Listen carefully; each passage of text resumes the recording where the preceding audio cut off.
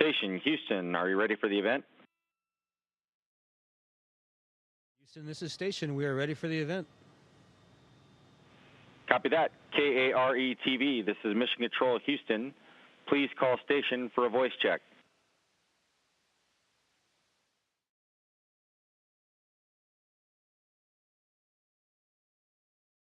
Good stuff, and good morning. Thanks for joining us. Happy Friday. We want you to think about your morning routine right now. Maybe get up, you grab a cup of Joe, you turn on sunrise before starting your day. Now, picture how that would change if perhaps you were living up in space.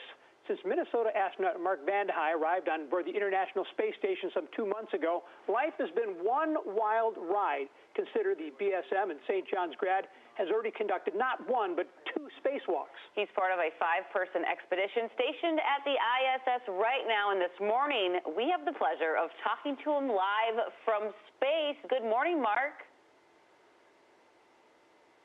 Good morning, Alicia. How are you today?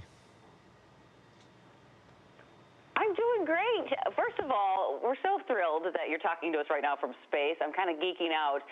Where are you right now currently, and what time of day is it there for you? Is there a sense of time in space? Yeah, that's a great question where we are. I don't have a window nearby, but I got a crew member who's helping me out by looking it up right now. The time of day in space is Greenwich Mean Time, so it's about 10:30 in the morning. Oh, okay. So not too far off from us. Not bad. You've done 2 spacewalks. Describe what that felt like to be outside of the space station. It's got to be a little nerve-wracking. Quite honestly, yes, it was a little nerve-wracking, especially the first time. The second time, I was much more relaxed. One of my most striking emotions was the sunlight pouring into the airlock where we were waiting to start the spacewalk. When the commander opened the hatch, it was clear that we were getting ready to go outside, kind of like on a wintry, sunny day in Minnesota with all the snow reflecting off of the whiteness. I can't even imagine. We have been so excited to talk to you, and so have our viewers. We asked them what questions they wanted, and Bronwyn wants to know, is astronaut food as bad as they say it is? Well, I would say we all have our favorites and dislikes, so I don't think it's bad. I think it's actually really, really good. Again, there's some things I don't enjoy very much, and there's some things I'm absolutely amazed with. For example, we have shrimp cocktail, a dehydrated version, but once you add the water, it's really, really good. Oh, interesting. Yeah. Well, the kids in Mrs. Boyd's music class at Parker Elementary want to know what music you listen to up in space. Before I answer that question, I wanted to let you know that we're over the southwest United States, and in about 15 minutes, we'll be passing over Minnesota. Now, for the type of music, it depends on the situation. Normally, the opportunity I have to listen to music is while I'm running on a treadmill or exercising on a exercise, kind of like a weightlifting machine that uses vacuums for resistance, vacuum suction for resistance. And I tend to listen to very energetic music because of that, because I'm trying to keep myself motivated to keep pushing myself hard. And Mark, this is something that you prepared your whole life to do. You're about halfway through your mission, about 2 months in of a 5.5-month mission. What about this has maybe surprised you the most about this experience to this point?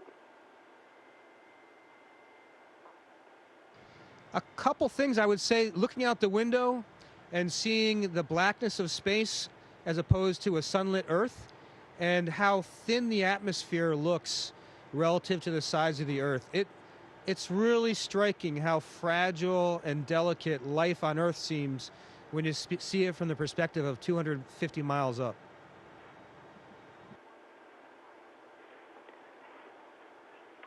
I have a question about the treadmill. You said you're running on a treadmill. How does that work in space? Tim, great question. So the way we do that is we have kind of like, it's a harness, kind of like shoulder pads without the plastic. But we use that with bungee cords to hold us down, and the length of the bungee cords can determine how much force we have pulling ourselves down towards the treadmill. Otherwise, as soon as we took a step, we'd push ourselves away from it. Mark, unfortunately, we have to wrap things up, but on behalf of the staff here at KARE 11, and I think everybody back here in Minnesota, we just want to say safe travels, and we are so, so proud of you, and good luck with the rest of your mission. Thank you very much. Great talking to you today. Okay.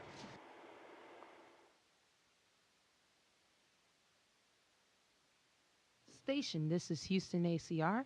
That concludes the KARE TV portion of the event. Please stand by for a voice check from Fox and Friends. Fox and Friends, this is Mission Control Houston. Please call station for a voice check.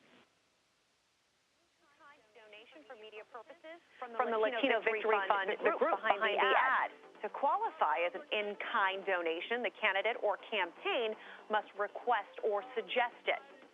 And parents of high schoolers in one community, they're outraged this morning over a controversial math problem. Station, this is Fox and Friends. How do you hear me?